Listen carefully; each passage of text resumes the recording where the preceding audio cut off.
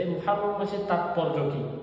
আল্লাহ তাআলা কোরআনে কারীমের সূরা তাওবার 36 নম্বর আয়াত আল্লাহ তাআলা বলেন, ইন্না ইদ্দাতাশ শুহুরি ইনদাল্লাহি 12 শাহরান ফি কিতাবিল্লাহ ইয়াওমা খালাকাস সামাওয়াতি ওয়াল আরদা মিনহা আরবাআতুন হুরুম।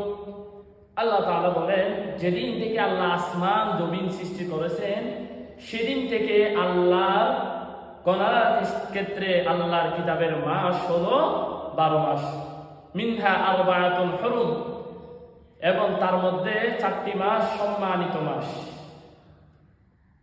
এই কোন মাসগুলো সম্মানিত এবং এই ব্যাপারে আমরা বিস্তারিত জানতে চাইলে আমাদের হাদিসের দিকে যেতে হবে।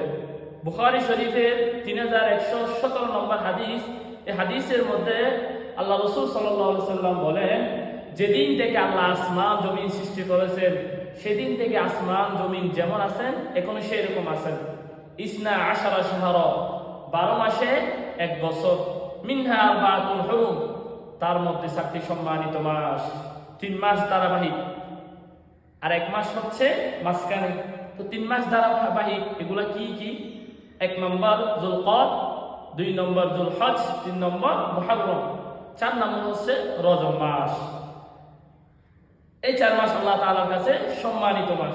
তাহলে আমরা কোরআন থেকে জানলাম মুহররম মাসের তাৎপর্য এবং হাদিস থেকে জানলাম মুহররম মাস